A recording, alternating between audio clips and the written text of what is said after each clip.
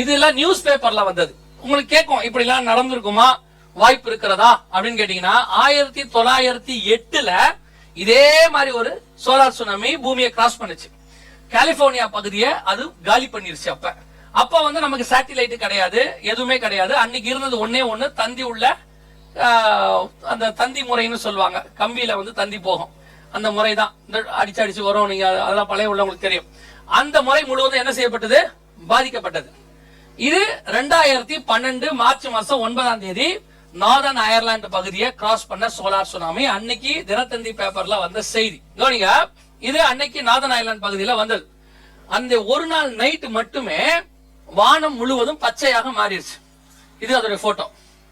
மாறினது மட்டும் இல்ல, ஒரே நாள் மொத்த சேட்டலைட் அந்த ஏரியா பக்கத்துல பிளைட் கிட்ட பறக்கிறது எல்லாத்தையும் ஸ்டாப் பண்ணிட்டாங்க. நமக்கு கூட சில SMS வந்திருக்கும், ஞாபகம் இருக்குதா? ஒரு 10 வருஷத்துக்கு முன்னாடி சில கதிர்வீச்சு பூமியை கிராஸ் பண்ணுகிறது, உங்க போனை சுவிட்ச் ஆஃப் பண்ணி வைங்க நைட்டு 12 மணிக்கு அப்படின்னு வந்திருக்கு தெரியுமா? அது இப்ப வந்த SMS இல்ல.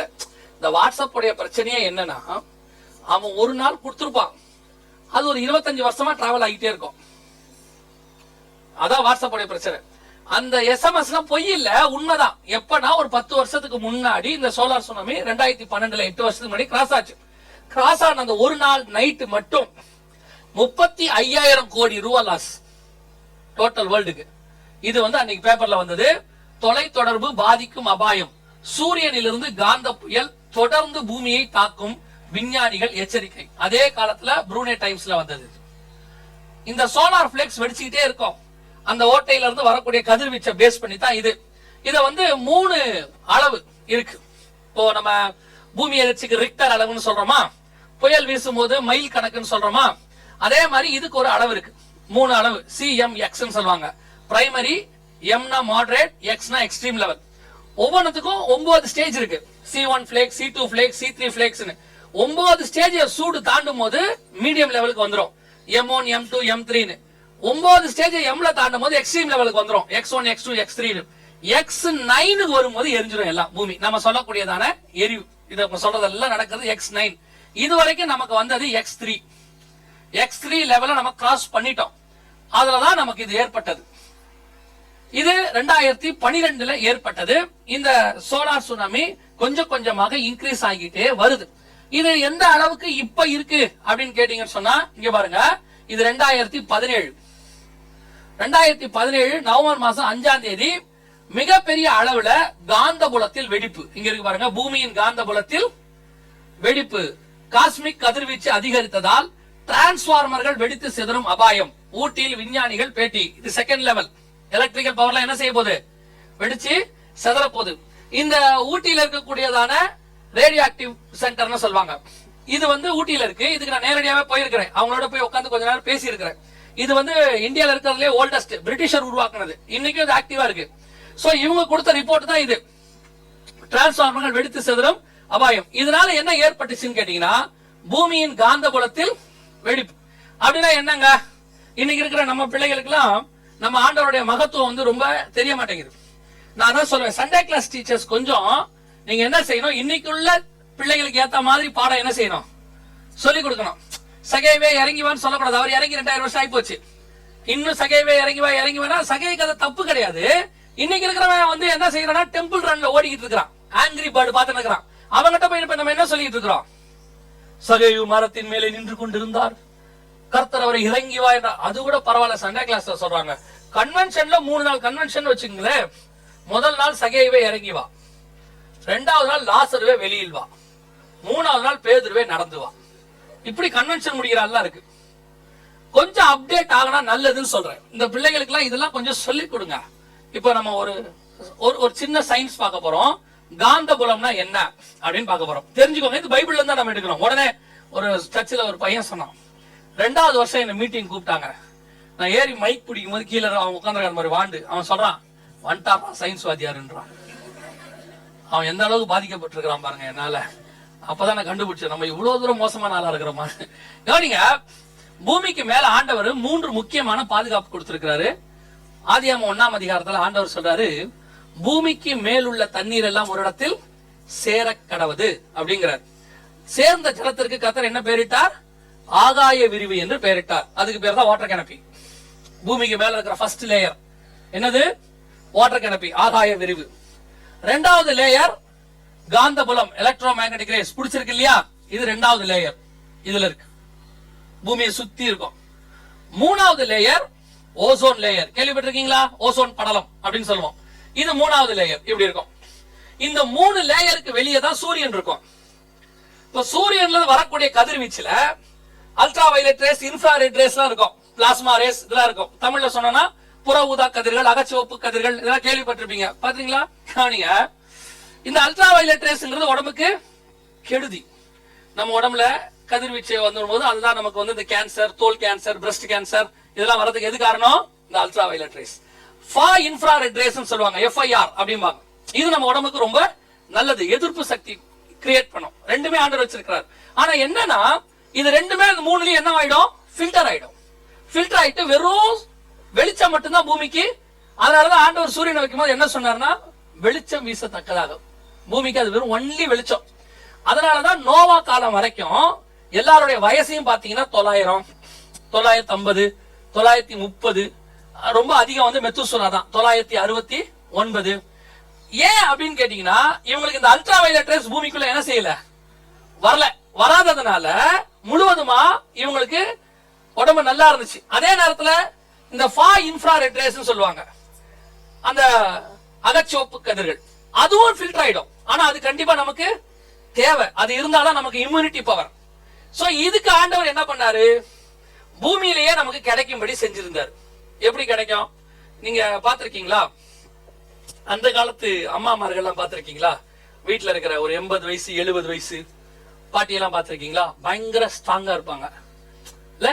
அந்த அம்மாக்கள்லாம் இப்பவுமே பாத்தீங்கன்னா, இந்த அம்மாவுக்கு பிரசவம் பார்க்க அந்த அம்மா வரும், அப்படிதானே? அந்த அம்மா வந்து கூட இருந்து என்ன செய்யும், எல்லாம் பார்க்கும். அந்த அந்த காலத்துல அந்த அம்மாவெல்லாம் பாத்தீங்கன்னா 8 குழந்தை ஒரு வீட்லயும். நம்ம தாத்தா பாட்டி காலத்தெல்லாம் 8, 10, 12. அவங்க பேசும்போது அப்படிதான் பேசுவாங்க, எங்க வீட்டுல 12. அண்ணா அந்த அம்மா பாத்தீங்கன்னா 8 குழந்தையும் வளர்த்து குளிப்பாட்டி அதுல படிக்கலாம் வச்சிருப்பாங்க. அது இல்லாம அந்த அம்மா வேலைக்கும் போகும், காட்டுக்கு வேலைக்கு போகும், வயக்காட்டுக்கு வேலைக்கு போகும், வீட்டு வேலையும் பார்க்கும். இப்ப இருக்க அம்மாவை பாத்திருக்கீங்களா? 3வது மாசம் குழந்தை இருக்குன்னு தெரிஞ்சவொடனே குடுகுடுன்னு ஏறி போய் பெட்ல படுத்துக்குது. அதோட குழந்தைக்கு 3 வயசு ஆனாதான் இது கீழே இறங்குது. பாத்திருக்கீங்களா? அப்படியே போய் ஏறி படுத்துக்கோ. இந்த பெத்தம்மா ஒண்ணு இருக்குல்ல, அது என்ன சொல்லுமா, ரொம்ப வீக்கா இருக்கா. இப்போ இவங்க என்ன சொல்றாங்கன்னா, ஏன் வீக்கா இருக்குது அது? அந்த காலத்து உடனே சொல்லுவாங்க, அந்த காலத்து சாப்பாடு ஸ்ட்ராங். அந்த காலத்துல என்ன சாப்பாடு? அந்த காலத்து அம்மாக்கு எது கிடைக்குதோ அதை போட்டு அது குழம்பு வைக்கும். அது அதெல்லாம் பார்க்காது. இப்ப இருக்க அம்மா வண்டி தள்ளிக்கிட்டே பாக்குது, பார்கோலி அது என்ன அது பார்த்து எடுத்து எக்ஸ்பைரி டேட் எல்லாம் பார்த்து இல்ல. அந்த காலத்து அம்மா அதெல்லாம் எதுவுமே என்ன செய்யாது, பார்க்காது. இருக்கிற காயை மொத்தமா போட்டு ஒரு குழம்பு வைக்கும். மேலாக்க எடுத்தா ரசம், கலைக்கு எடுத்தா குழம்பு, அப்புறம் சுண்டை வச்சா அதான் கூட்டு. ஒரு வீட்டுல அவ்வளவுதான். அந்த அந்த காலத்துல அப்படிதான் செஞ்சு கொடுத்தாங்க, இருக்கிறதா சாப்பிட்டு போயிடும். இப்ப இருக்கிற அம்மா வந்து ஒண்ணு கண்டுபிடிச்சு வச்சிருக்குது, ஃப்ரிட்ஜ்னு ஒருத்தன். அவனை தேடி இருக்கிறான், அந்த ஃப்ரிட்ஜ் கண்டுபிடிச்சவன தேடினே இருக்கிறேன். ஒருவேளை அவன் பரலோகத்துல தான் முடிஞ்சான், அவன் கதை முடிஞ்சது.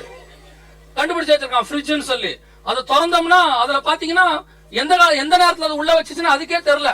சில அம்மாலாம் திறந்துட்டு நின்று பாத்துக்கிட்டே இருக்குது, என்னைக்கு வச்சோம் தெரியல, இது என்ன பாத்திரம், எப்ப வச்சோம் அப்படின்ட்டு. அதுல எக்ஸ்பைரி டேட்லாம் இருக்கும். இது என்கேஜ்மெண்ட் அன்னைக்கு வச்சது, இது முதலாக கல்யாணமான அன்னைக்கு வச்சது அப்படின்லாம் உள்ள போட்டு எல்லாத்தையும் வச்சு அப்படியே எடுத்துட்டு சுட வச்சு சாப்பிடுது இல்ல.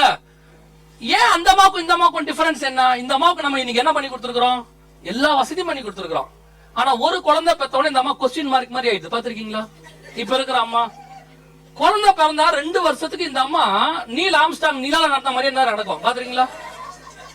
இப்படியேதான் வருது. அந்த காலத்துல ரோபோட் பிடிக்க வரும்போது இப்படித்தான் வரும். இப்ப இருக்க அம்மா குழந்தை பிறந்த 1 வருஷத்துக்கு அப்படியே தான் வருது. அந்த காலத்து அம்மா குழந்தைய தோல்ல தூக்கி போட்டு ஹாஸ்பிட்டல் அதுவே வந்துடும் வீட்டுக்கு. கேட்டா சொல்றது, அந்த காலத்து சாப்பாடு ஒண்ணு இல்ல. அந்த காலத்து சாப்பாட்டுக்கு இந்த காலத்து சாப்பாடுக்கு என்ன டிஃபரன்ஸ்? ஒண்ணு இல்ல, சமைச்சதுதான் டிஃபரன்ஸ். அந்த காலத்தை விட இப்ப பொருள், நல்ல பொருள் கூட கிடைக்குது, ஆர்கானிக், இன்ஆர்கானிக் அதெல்லாம் கூட கிடைக்குது. வெளிநாட்டுல இருந்து ஸ்ட்ராபெரி வர வச்சு சாப்பிடுறாங்க, எல்லாம் இருக்கு. அந்த காலத்துல அந்த அம்மாவுக்கு ஒண்ணுமே கிடைக்காது. அந்த அம்மா கிடைச்சதெல்லாம் கத்திரிக்காவும் முருங்காவும் தான். அப்ப என்னன்னா அவங்க செஞ்ச முறை எதுல செஞ்சாங்க? பானையில செஞ்சாங்க. அந்த பானைய சூடாக்குனா அதுல இருந்து வரக்கூடிய ரேஸுக்கு பேர் தான் FIR, ஃபார் இன்ஃப்ராரெட் ரேஸ். அந்த மண்பானையிலிருந்து வரக்கூடியதுக்கு பேரு தான் அந்த அகச்சிவப்பு கதிர்கள். அதுலதான் ஆண்டவர் மனுஷனை செஞ்சாரு.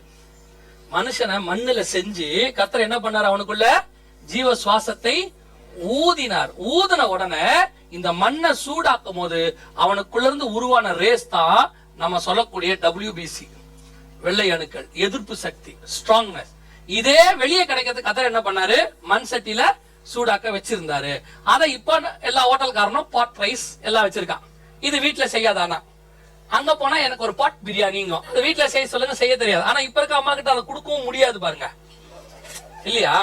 இப்ப இருக்க அம்மாட்ட நீங்க பானையை கொடுக்க முடியும்? கொடுக்க முடியாது. ஏன்னா இந்த அம்மா என்ன மைண்ட்ல இருக்குதுங்கிறத நம்ம பாத்திரத்தை வச்சுதான் கண்டுபிடிச்சுன்னு இருக்கிறோம். பல கணவன்மார்கள் பாத்தீங்கன்னா வீட்டுல செருப்பு கட்டும் போது வாசலே நிப்பா, 2 நிமிஷம் இப்படி காலை தேய்ச்சிட்டே நிப்பான். என்னன்னா உள்ள டம்மு டும்முன்னு பாத்திரம் கேட்டுச்சுன்னா அவன் அப்படியே போயிடுவான்.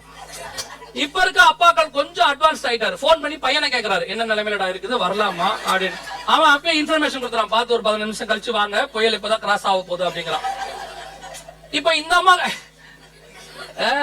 சரி சரி இப்ப இந்த அம்மா கிட்ட மண்பானையை கொடுத்தா என்ன ஆகும்?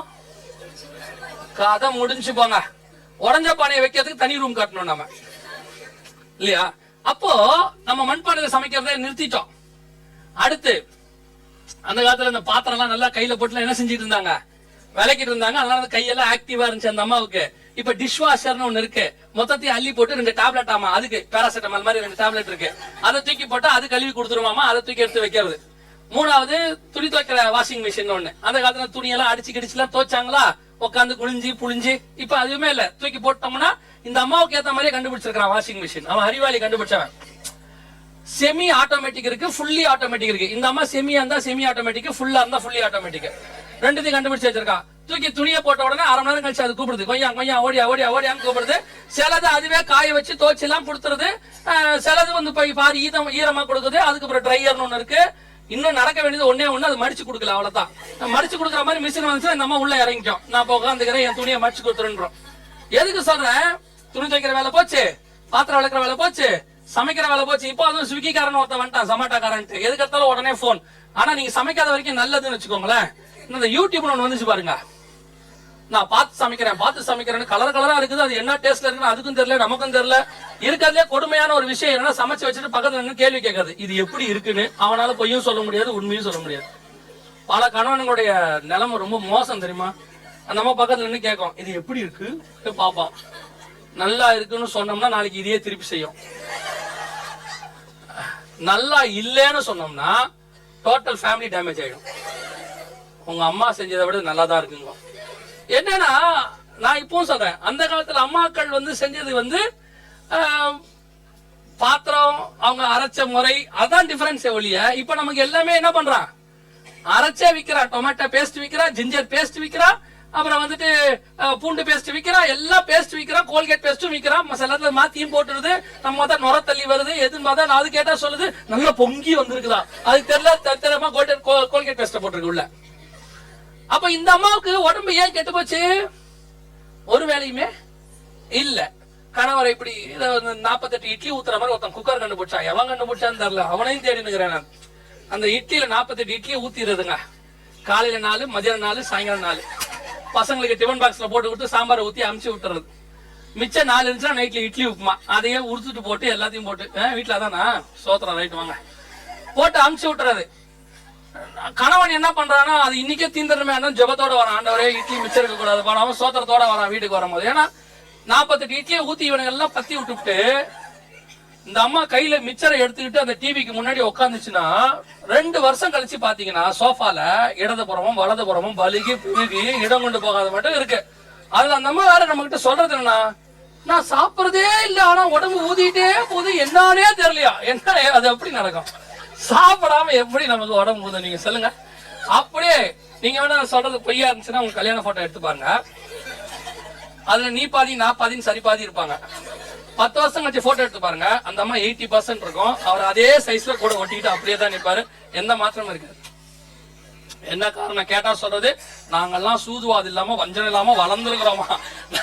நீங்க அப்படியே இருங்க சோதரம். கவனிங்க, அந்த செய்த முறை, அந்த பானை, அதுல இருந்து வரக்கூடிய இன்ஃப்ராரெட் ரேஸ். இப்ப நமக்கு நம்ம காலத்துல 2வது லேயரும் பயிற்சி. எந்த லேயர்? சங்கீதக்காரர் சொல்றான், 70 பலத்தின் மிகுதினால் 80. மோசே சொல்றாரு 70 பலத்தின் மிகுதினால் 80. ஏன் இப்ப ரெண்டாவது லேயர் இப்படி ஓட்ட விழுந்துருச்சு. என்ன ஓட்ட? ஓசோன்ல ஓட்ட விழுந்துருச்சு. இப்ப வயசு நமக்கு என்ன ஆகிட்டே இருக்குது? குறைஞ்சிட்டே இருக்கு. இப்போ நமக்கு மூணாவது லேயர்லயும் ஓட்ட விழுந்துருச்சு. இங்க இருக்கு பாருங்க, காஸ்மிக் காந்தபுலத்தில் வெடிப்பு. இந்த எலக்ட்ரோ மேக்னெட்டிக்ல என்ன ஆயிருச்சு? ஓபன் ஆயிருச்சு. சோ இப்ப சூரியன்ல இருந்து நேரடியா என்ன வரப்போகுது? கதிர்வீச்சு பூமிக்கு வருது. வருகையோட இப்ப நேரடியா பூமிக்கு என்ன வரப்போகுது? இதத்தான் வானத்திலிருந்து அக்கினி இறங்க போகுதுன்னு சொல்றோம். சயின்டிபிக்கலாகவும் இறங்க போகுதுன்னு அவங்க சொல்லி இருக்கிறாங்க. இப்போ இந்த சோலார் சுனாமி கண்டிப்பாக வரப்போகுதுன்னு சொல்லி எல்லா விஞ்ஞானிகளும் ஒத்துக்கிட்டாங்க. வர ஆரம்பிச்சிருச்சு, கிராஸ் பண்ண தொடங்கிருச்சு. அதுல இங்க இருக்கு பாருங்க, இந்த சூரிய புயல் தாக்கும் போது நான் கொடுக்கறது எல்லாமே செக்குலர் மேகசின்ஸ்ல சயின்டிஸ்ட் கொடுத்த ரிப்போர்ட். இது எதுவுமே கிறிஸ்டியன் மேகசின்ஸ்ல உள்ளது இல்லை. நீங்க ஏதோ நம்ம பயமுத்துறதுக்காக சொல்றோம் நினைக்காதீங்க. இது எல்லாமே செக்குலர் மேகசின்ஸ்ல அந்த ரிப்போர்ட் எல்லாம் கலெக்ட் பண்ணி வச்சிருக்கிறோம் மொத்தமா. அதுல இந்த தாக்கும் போது சூரியன் வெப்ப அளவு 10,000 டிகிரி ஃபாரன்ஹீட்டையும் கடந்து விடும் அப்படின்னு சொல்றாங்க. சோ இந்த சோலார் சுனாமி தான் அடுத்து பூமிக்கு வரப்போது. வானத்திலிருந்து அக்கினி இறங்க பண்ண ஆண்டவர் சொன்னபடி வசனம் தெளிவாக இருக்கு, வரப்போகுது. இது உங்களுக்கு கொஞ்ச நாளா ஒரு 5 வருஷமா மறைமுகமா எல்லா அரசாங்கமும் சொல்லிக்கிட்டு இருக்குது. நீங்க அதை உணரல, அவ்வளவுதான். என்ன சொல்லிட்டு இருக்காங்க? குளோபல் வார்மிங் இன்க்ரீஸ் ஆகுது, குளோபல் வார்மிங் ரொம்ப அதிகமாயிட்டே போகுது. அப்ப நமக்கு சூரியன் வெப்ப அளவு ஒவ்வொரு ஏரம் என்ன ஆகுது? கூடிட்டே போகுது. பாருங்க, நாட்டில் 4 டிகிரி செல்சியஸ் வரை வெப்பம் என்ன செய்ய போகுது? அதிகரிக்க போகுதுன்னு கொடுத்திருக்காங்க. இந்த 4 டிகிரி இன்க்ரீஸ் ஆகும்போது என்ன ஆகும் அப்படின்னு கேட்டீங்கன்னா, இதனால் ஏற்படும் வெப்ப அலைகளால், சோலார் பிளேக்ஸ் வெப்ப அலைகளால் பொதுமக்கள் கடுமையாக பாதிக்கப்படுவர். இந்த வெப்ப அலைகள் 1000 கணக்கானோரை கொல்லும் அளவுக்கு சக்தி வாய்ந்ததாக இருக்கும். இதான் கொடுத்திருக்க ரிப்போர்ட். எத்தனை டிகிரி ஏறப்போகுது? 4 degree Celsius. இது உண்மையாங்க அப்படின்னு கேட்டா, சென்ட்ரல் கவர்மெண்ட் ஒவ்வொரு ரயில்வே ஸ்டேஷன்லயும் ஒரு காஷன் போர்டு வச்சிருக்காங்க. இங்க இருக்கு பாருங்க, இது வேலூர் ஜோலார்பேட்டையில வச்சது. கோடை காலத்தில் வழக்கமான வெப்பநிலையை விட 5 டிகிரி செல்சியஸ் கூடுதல் ஆக வெயிலின் தாக்கம் இருக்கும் என்று இந்திய வானிலை மையம் தெரிவித்துள்ளது. Heat strokes. சோ உங்களுக்கு இப்போ கொஞ்சம் கொஞ்சமா இதனுடைய சீரியஸ்னஸ் என்ன செய்ய ஆரம்பிச்சிருக்காங்க? கொடுத்துட்டே இருக்காங்க. ஏன் இப்படி கொடுக்கறாங்கன்னா, ஒரு மாஸ் பேனிக்கும் வர கூடாது ஜனங்க மத்தியில. அதே நேரத்துல எங்களுக்கு நீங்க ரிப்போர்ட் கொடுக்கலையே, காஷன் கொடுக்கலையே, நம்ம அவங்களை குற்றப்படுத்தவும் கூடாது. அதனால கொஞ்சம் கொஞ்சமா என்ன செய்யறாங்க? இப்படி வானத்துல இருந்து நெருப்பு வரப்போகுதுன்னு கொடுத்துக்கிட்டே இருக்கிறாங்க. இப்ப இந்த நெருப்பினுடைய உச்சம் அதிகமாகி ஒவ்வொரு நாளும் இதோடைய உஷ்ணம் அதிகமாகிட்டே போகுது. இப்ப நம்ம ஐநா சபை கொடுத்த ரிப்போர்ட் பார்க்க போறோம். என்ன ரிப்போர்ட் அப்படின்னு பாத்தீங்கன்னா, இதான் ஐநாவுடைய ரிப்போர்ட். இந்த ஐநாவுடைய ரிப்போர்ட் படி வருகிற 2030க்குள் இங்க இருக்கு பாருங்க, 2030 பூமியின் வெப்பநிலை 3.5 டிகிரி செல்சியஸ் வரை அதிகரிக்கும் என்று ஐநா கூறியுள்ளது. இந்த 3.5 செல்சியஸ் என்பது உலகையே அழிக்கக்கூடிய அளவு வெப்பநிலை ஆகும். இது கண்டிப்பாக 2030க்குள் நடந்துவிடும். அதை தாண்டி போகாது. அதற்குள் இந்த மோசமான அசம்பாவிதம் நடக்கும் என்று கூறப்பட்டுள்ளது. இது ஐநாவுடைய ரிப்போர்ட்ல இருந்து பத்திரிகையில வந்ததான செய்தி. 3.5 டிகிரி செல்சியஸ் வரை இன்க்ரீஸ் ஆக போது கொடுத்திருக்காங்க, காஷன் கொடுத்திருக்காங்க. சரி, இப்படி எல்லாம் நடக்கும், ஆண்டவர் இப்படி எல்லாம் செய்வாரா அப்படின்னு கேட்டீங்கன்னா, நினிவேவை அழிப்பதற்கு முன்பதாக ஆண்டவர் என்ன செஞ்சாரு? ஒரு காஷன் கொடுத்தாரு. அவங்க மனம் திரும்பறதுக்கு ஒரு வாய்ப்பு கொடுத்தாரு. இப்போ உலகத்தின் மக்களுக்கு அவங்களுக்கு புரியுற மாதிரி கர்த்தர் என்ன செய்யறாரு? இந்த காஷனை கொடுத்து வச்சிருக்கிறார். நம்ம ஆண்டவரோட ஸ்பெஷாலிட்டி என்னன்னா, யார் யாருக்கு எப்படி எப்படி புரியுமோ அவங்க அவங்களுக்கு அப்படி எப்படி பேசுவார். எல்லாருக்கும் ஒரே மாதிரி பேசவே மாட்டார். உதாரணமா நேபுகாத்நேச்சாருக்கு சொப்பனத்துல பேசினாரு இல்லையா? ஆனா அவர் பையன் பெல்ஷாத்சாருக்கு எப்படி பேசினாரு? சொப்பனத்துல பேசல. ஒரு ரத்தம் தோய்ந்த கரம் என்ன செஞ்சுச்சு? எழுதுச்சு. ஏன்னா அப்படி எழுதினாதான் அவன் புரிஞ்சுப்பான், அவனுக்கு பயம் வரும். இப்படி சொன்னாதான் இவனுக்கு பயம் வரும். மரியாளுக்கு தேவ தூதனே வந்து சொன்னதான் நம்புவோம். யோசேப்புக்கு சொப்பனத்துல சொன்னாலே நம்புவான். ஒவ்வொருத்தருக்கும் ஒவ்வொரு ரூட் ஆண்டவர் வச்சிருக்கிறார். இப்போ உலகத்தின் மக்களுக்கு மீடியா மீடியா மீடியா நம்புறதுனால, நம்ம செல்போனு எல்லாமே மீடியாவை பேஸ் பண்ணி இருக்கிறதுனால, அந்த மீடியா வழியாவே கர்த்தர் சொல்றாரு, இவங்களுக்கு உலக பிரகாரமா ஒரு அனௌன்ஸ்மெண்ட் கொடுக்கப்பட்டிருக்கு. ஐநா சபை சொல்லுது 2030க்குள் 3.5 டிகிரி செல்சியஸ் வரை இன்க்ரீஸ் ஆகி உலகை அழிக்கக்கூடிய அளவிற்கு என்ன வரப்போகுது? உஷ்ணம் வரப்போகுதுன்னு சொல்லி இருக்கிறாங்க. நீங்க இதை கேட்ட உடனே உங்களுக்குள்ள இப்ப என்ன ஒண்ணு வந்துரும். இப்ப என்ன கொடுத்திருக்காங்க டேட்டு? 2030. இன்னும் 10 வருஷம் தான் இருக்குதா? ஐயோ, இப்பத்தானே வீடு கட்டலான்னு ஆரம்பிச்சோம், கட்டி முடிக்கிறதுக்கே 3 வருஷம் ஆகுமே அப்படிலாம் யோசிக்கிறீங்களா? அதை பத்தி ஒண்ணும் கவலைப்படாதீங்க. நான் எப்பவுமே சொல்வேன், இந்த டேட்டை பத்தி என்ன செய்யாதீங்க, கவலைப்படவே கூடாது. ஏன்னா இந்த டேட்டுங்கிறது ஒரு ஏமாத்துற வேலை. 2030 அப்படிலாம் சொல்லுவாங்க. நீங்க பயப்படாதீங்க, 2030 இருக்காது. தேவன் நினையாத நாளிகையில வருவார். என்ன போதும் இவங்க ஏமாத்துறான். எவனாவது சொன்னானா இவ்வளவு வேகமா கொரோனா வரும்னு? சட்டுத்தியா வந்துச்சு பாத்தீங்களா? உலகையே தலைகீழ புரட்டி போட்டு வச்சு பாருங்க.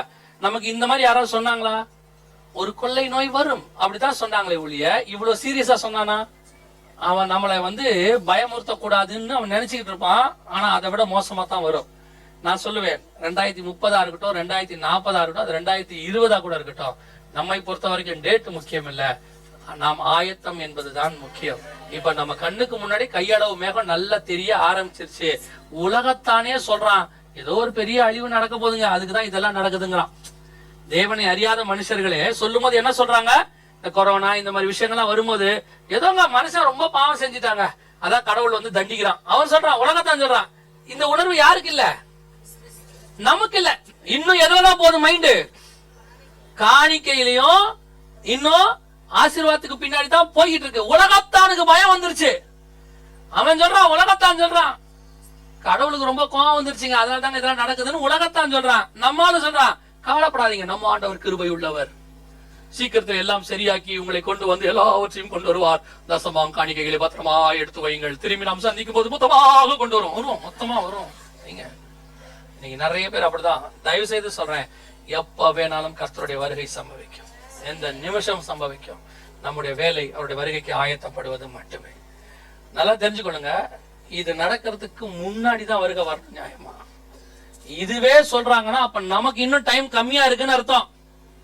நமக்கு நேரமே இல்லை, டைமே கிடையாது. அவனுக்காவது டேட் வச்சுக்கிட்டான், நமக்கு டேட்டும் கிடையாது, டைமும் கிடையாது.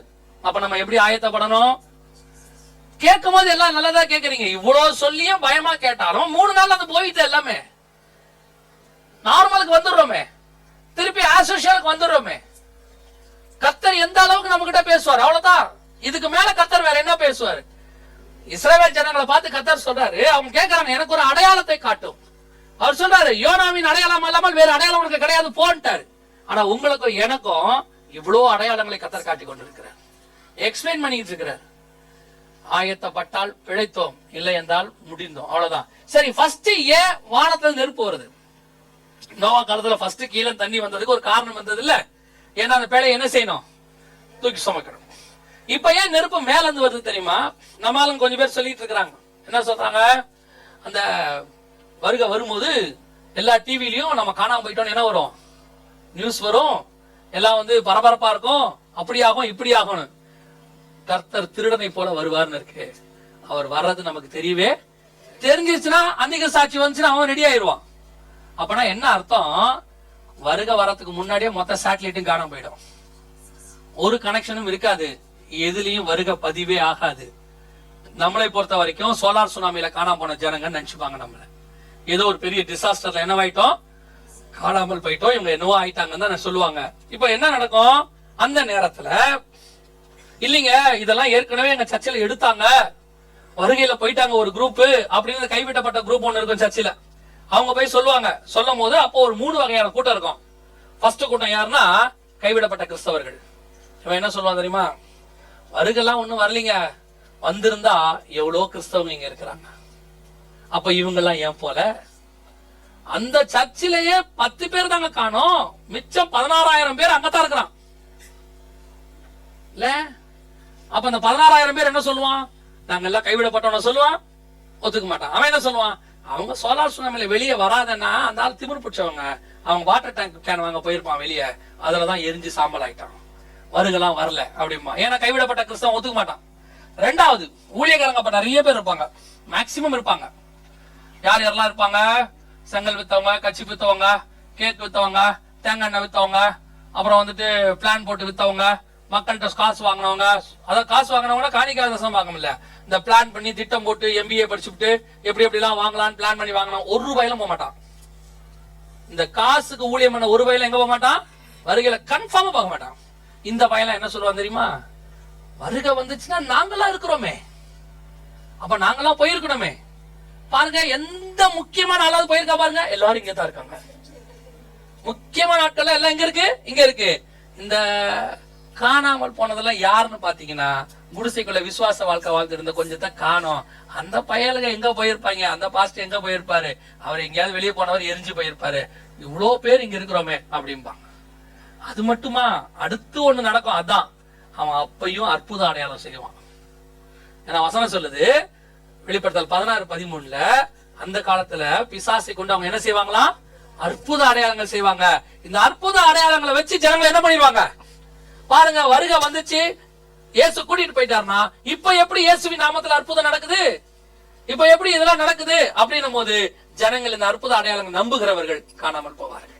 அதுக்குதான் ஆண்டவர் ஒரு வசனம் சொல்லி வச்சிருக்காரு உபாகமத்துல, நோட் பண்ணி வச்சுக்கொள்ளுங்க. அப்புறமா நீங்க போய் பாருங்க. உபாகமத்தின் புஸ்தகம் 13ஆம் அதிகாரம் 1-2-3 ஆண்டவர் சொல்றாரு, உங்களுக்குள்ளே ஒரு தீர்க்கதரிசியாகிலும் சொப்பனக்காரனாகிலும் எழும்பி நீங்கள் அறியாத தேவனை சேவிப்போம்வார்கள் என்று சொல்லி, அவன் குறிப்பாய் ஒரு அடையாளத்தையும் அற்புதத்தையும் சொன்னாலும், அவன் சொன்ன அற்புதம் அடையாளம் நடந்தாலும் அந்த தீர்க்கதரிசியாகிலும் சொப்பனக்காரனாகிலும் நம்பாதிருப்பீர்களாக. உபாகமம் 13:1-2-3, நம்பாதிருப்பீர்களாக. ஏனெனில் உங்கள் தேவனாகிய கர்த்தரிடத்தில் முழு இருதயத்தோடும் முழு ஆத்மாவோடும் முழு பலத்தோடும் அன்பு கூறுகிறீர்களோ இல்லையோ என்று உங்கள் தேவனாகிய கர்த்தர் உங்களை சோதிக்கிறார். அற்புத அடையாளத்தை நம்பி ஊழியக்காரன் பின்னாடி போனீங்க, தொலைஞ்சிய. இப்போ சொல்றேன், அற்புத அடையாளம் இல்லையா? இருக்கு. அற்புத அடையாளங்களை செய்ய வேண்டியவர்களே நீங்கள் தான். விசுவாசிக்கிறவர்களால் நடக்கும் அடையாளங்கள் ஆவன. நீங்க தான் அற்புத அடையாளம் செய்ய வேண்டியவங்க. அப்போ எவாஞ்சலிஸ்டா செய்யறாரே, அது தேவனை அறியாதவர்களுக்காக. தேவனை அறியாதவர்கள் தேவனிடத்துல வருவதற்காக, வசனத்தை உறுதிப்படுத்துவதற்காக அவங்களுக்கு கொடுத்திருக்கிறாரு. நீங்க எங்க அங்க போறீங்க? எங்க அற்புத அடையாளம் விசுவாசி ஓடிடுறது முக்காட போட்டுக்கிட்டு, எங்க அற்புத அடையாளம் உடனே வண்டியை தூக்கிட்டு ஓடிடுது. போய் முதல்ல தலையை கொடுக்கறது. உங்களை சொல்ல, நீங்க எல்லாம் தங்கம், நான் சொல்றது எல்லாமே கோளாறுக்கு அந்த பக்கம், சரியா? கோளாறுக்கு அந்த பக்கம், கோளாறுல இருக்கிறவங்களுக்கு விசுவாசி சொல்ற. கடைசி காலத்துல எங்க அற்புத அடையாளம் ஓடிடுறது. எவன் தீர்க்க தரிசனம் மண்டையை கொடுக்கறது. ஆண்டவர் என்ன பத்தி என்ன சொல்றாரு? உன்னை பத்தி எதுக்கு அண்ணாட்ட சொல்லணும்? உங்களை பத்தி உங்க இடத்துல சொல்லணும். நீங்க போய் கேளுங்க. சரி, உங்களை பத்தி எல்லாம் சொன்னா ஓகேவா? 12வது வயதில் நீ என்ன திருட்டுத்தனம் பண்ணினாய், 21வது வயதில் நீ என்ன பாவம் பண்ணினாய், யார காசு கொடுத்து காசு வாங்கிட்டு ஏமாத்தி இருக்கிற, அதெல்லாம் ஓகேவா? அதுவும் சொல்லக்கூடாது. என்ன சொல்லணும்? மகளே, மகனே, இந்த வருடம் நீ வாளாகாமல் தலையாவாய், கர்த்தர் உன்னை பலூகி பெருக பண்ணுவார், நீ இருக்கிற வீட்டையே உனக்கு சொந்தமாய் கொடுப்பார். பக்கத்துல ஓனர் நின்று இருப்பான், அவனுக்கு எப்படி இருக்கும்? நீங்க யாரு? தீர்க்க தரிசனத்தை நீங்களே டிசைட் பண்ணிப்பீங்க. என்ன சொல்லணும்ங்கறத நீங்களே டிசைட் பண்ணிப்பீங்க. அது அவர் கரெக்டா சொல்லிட்டாருன்னா அவர் நல்ல தீர்க்கதரிசி. அல்ல அவர் கடிந்து கொண்டு சொல்லிட்டாருன்னா அவர் மோசமான தீர்க்கதரிசி. விசுவாசிகள் இன்னைக்கு என்ன விரும்புறீங்க? காதுக்கினிய பிரசங்கம், அப்படியே சந்தோஷமா இருக்கணும். எவ்வளவு கொடுத்தாலும் இன்னும் இன்று முதல் உன்னை ஆசீர்வதிப்பேன். நேத்து ஆசீர்வச்சது யாரு? உடனே கேட்கறதுக்கு ஒரே சந்தோஷம். மனம் திரும்புங்க. ஆசீர்வாதத்துக்கு பின்னாடி ஓடாதீங்க, ஊழியக்காரனுக்கு பின்னாடி ஓடாதீங்க, தேவனுக்கு பின்னாடி போங்க. அப்பதான் பரலோகத்துக்கு போவீங்க. ஊழியக்காரனை ஹீரோ வர்ஷிப் ஆக்கி அவன் பின்னாடி போனீங்க, தொலைஞ்சிய. நான் சொல்றது சத்தியம். உங்களுக்கு கேட்கறது கொஞ்சம் கஷ்டமா தான் இருக்கும், ஆனா இது நல்லது. சிலர் உங்களை என்ன பண்றான், இந்த பிள்ளைகளுக்கு மிட்டாய் கொடுக்கற மாதிரி, இந்த ஆசவாத்தை காட்டி கூட்டிட்டு போற மாதிரி உங்களை ஆசவாத்தை காட்டுறாங்க. உங்களுக்கு ஒரு சபை இருக்கு, ஒரு ஊழியக்காரர் இருக்கிறாரு, அதோட நிறுத்துங்க. அற்புதத்தை செய்கிற ஆண்டவர் வெளியும் செய்வார், உன் சபையிலும் செய்வார்.